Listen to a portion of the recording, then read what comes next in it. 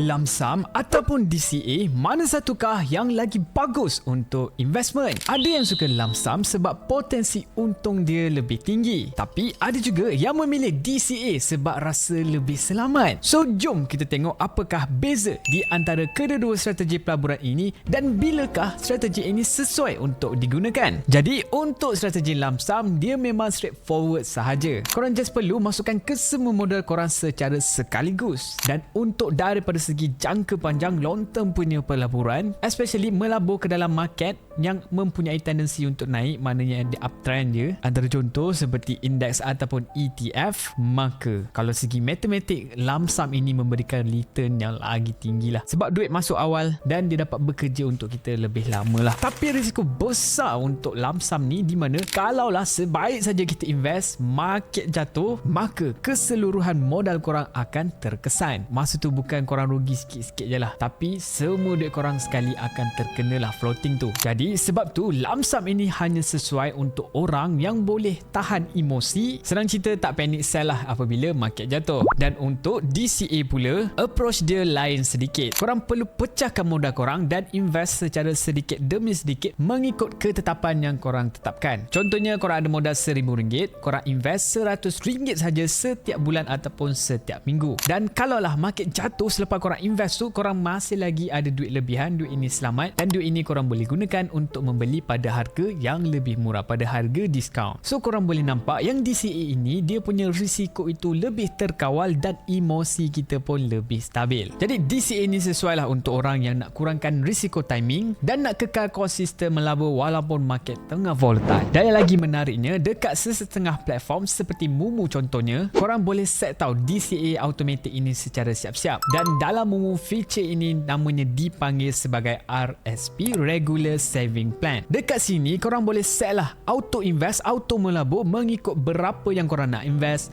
berapakah kekerapan, nak daily, nak weekly, nak monthly, dan juga berapa tempoh lama yang korang nak. So once korang dah run nanti, sistem akan automatically execute order untuk korang dan korang dah tak payahlah susah-susah nak buy manual, tak perlu dah nak takut-takut dan tengok market jatuh. Oh tak ada.